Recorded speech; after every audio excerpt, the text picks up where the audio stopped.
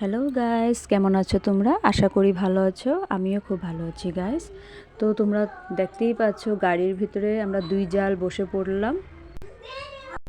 আমাদের নতুন গাড়ির মধ্যে ঘুরতে বেরিয়ে পড়লাম আমরা দুই জাল আর আমার দেওর।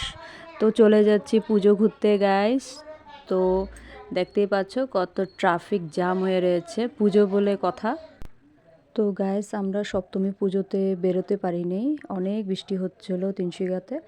তো যেটার কারণে মনটা অনেক খারাপ হয়ে গেছে। তো প্রথম পূজাতে তো বেরোতে পারিনি ঘোরার জন্য, তাই আমরা অষ্টমীর দিন বেরিয়ে পড়েছিলাম বিকাল দিকে, আমি আর আমার জাল আর আমার দেওর।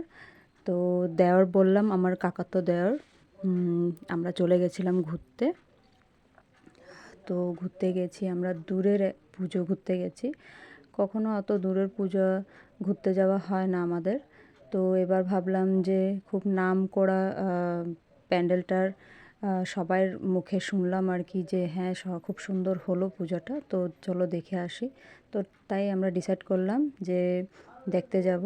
তো সেই জায়গাটা হলো গুইজান। সেখানে খুব পুরনো পুজো হয়ে থাকে মা দুর্গার।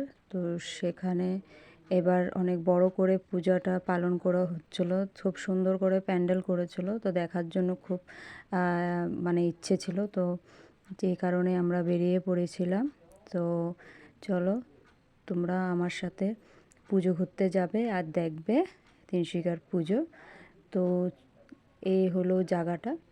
তো খুব নির্জুম জায়গায় বলতে পারো, অতটা গাড়ি ঘোড়া ছিল না, একটু নির্জুম টাইপসেরই ছিল, কিন্তু চতুর্দিকে চাপাতা বাগান ছিল, দেখতে খুব সুন্দর লাগছিল, খুব ভালো লাগছিল। আর আমার খুব ভালো লাগে চাপাতা বাগান দেখতে। আসামের মধ্যে থাকি আর চাপাতা বাগান দেখবো না, সেটা কি আর হতে পারে গাইস? তো আমরা সেটাই দেখে দেখে যাচ্ছিলাম। তো ওয়েদারটাও খুব ভালো ছিল, বৃষ্টি ছিল না, খুব সুন্দর ছিল ওয়েদারটা। তো যেটার কারণে দিনে দিনে আমরা বেরিয়ে পড়িয়েছিলাম। তো এই হলো একটা ঠাকুর, সবখানে এত সুন্দর করে পূজা পালন করা হচ্ছিলো, মানে এত ভালো লাগছিলো দেখে। তো এদিকে সূর্য ডুবে গেছে, তোমরা দেখতে পাচ্ছ, একদম বিকেল হয়ে গেছে, তাও খুব ভালো লাগছিলো দেখে। তো আমরা চলে যাচ্ছি সেই গুইজানের পুজোটা দেখতে।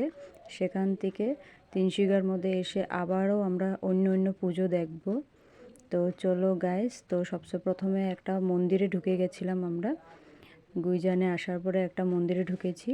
তো এই হলো মন্দিরটা, এখানে একটা প্যান্ডেল যেখানে মার প্রতিমা রাখা ছিল। আর এই হলো পুজো প্রথম লাইটিং, যার কথা আমি বলছিলাম যে খুব সুন্দর করে সাজিয়েছে। আমরা যখন এসছিলাম তখন লাইট জ্বালানো হয়নি প্যান্ডেলের মধ্যে, তো বিকেল হয়ে গেছিলো, সন্ধ্যা হয়ে গেছিলো।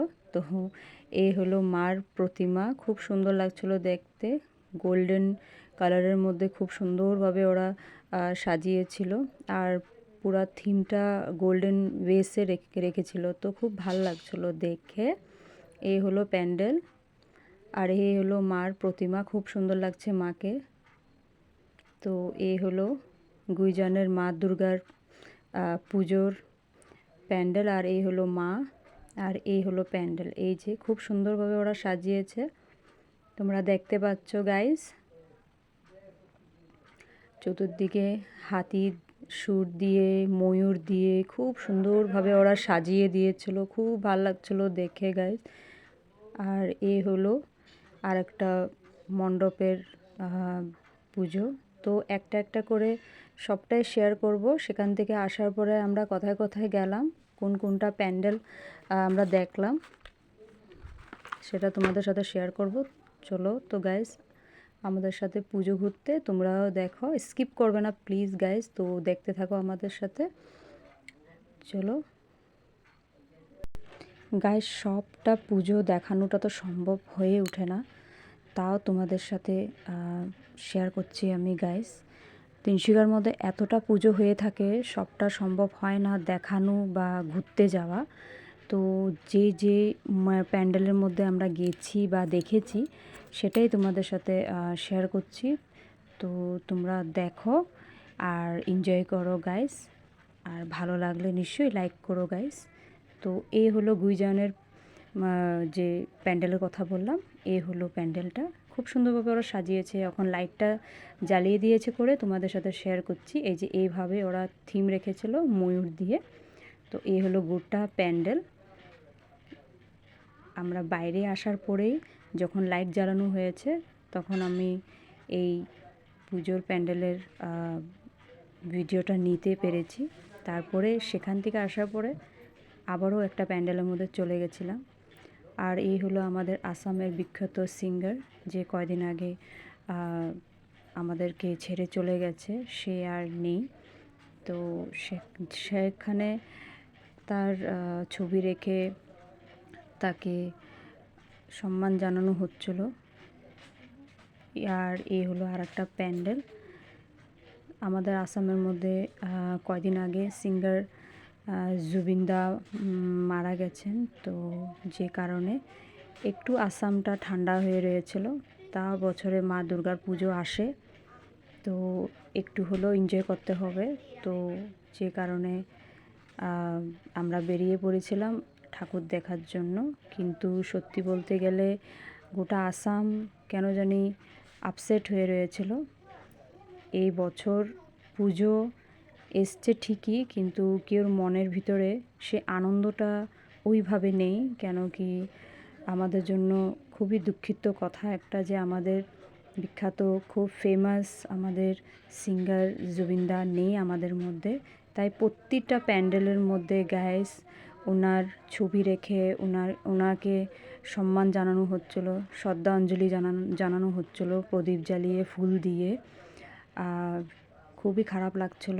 আর সব জায়গার মধ্যে ওনারই গান বাজানো হচ্ছিল। কেন কি সে তো নেই আমাদের মধ্যে, কিন্তু তার গানগুলো আমাদের মনের ভিতরে সবসময় থাকবে, গোটা আসামের মধ্যে থাকবে।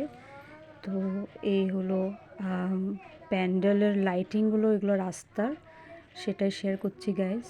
তো চলো দেখতে থাকো আমাদের সাথে।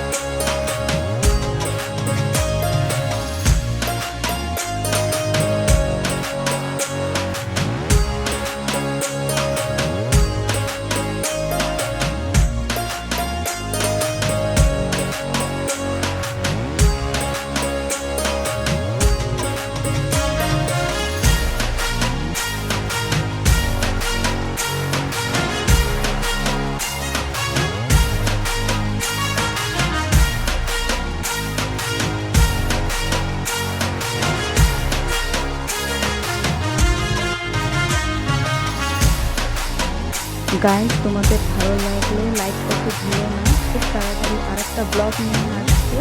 ততক্ষণে ভালো থাকো, সুস্থ থাকো, ততক্ষণে টাটা গাইস।